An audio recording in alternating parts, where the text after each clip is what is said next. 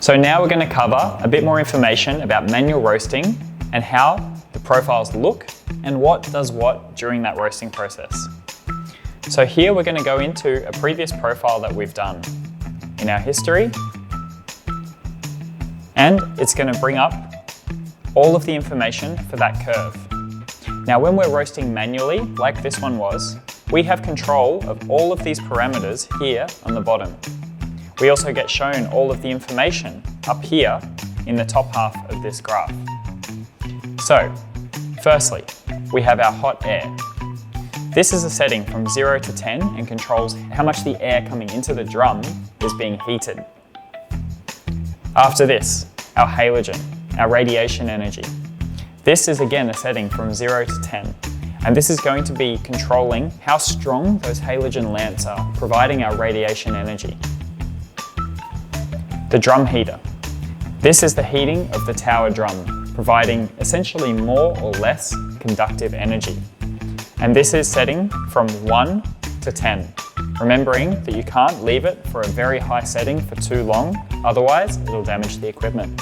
We can also change our bean agitation, a setting from 1 to 10, slower to faster, in order to have more or less agitation in the drum. Some of the things that we can see on here, the readouts from the sensors, is our internal temperature, given by a physical 6mm probe inside of the drum, also like your bean temperature.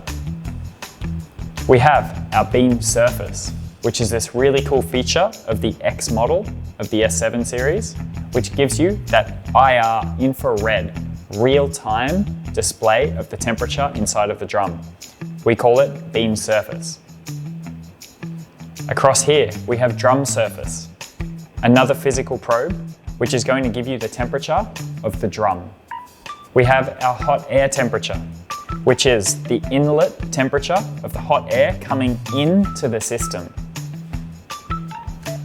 Lastly, we have our rate of rise for both the internal temperature and our bean surface temperature, given in the same colors on the bottom screen as the top screen, so you know which one is which. During the roasting, you also have the ability to mark first and second crack, which will display as a point, marking your time and temperature. Once you mark the first crack of the roast, you're then going to be shown the development time ratio as a percentage on the screen for you, calculated automatically.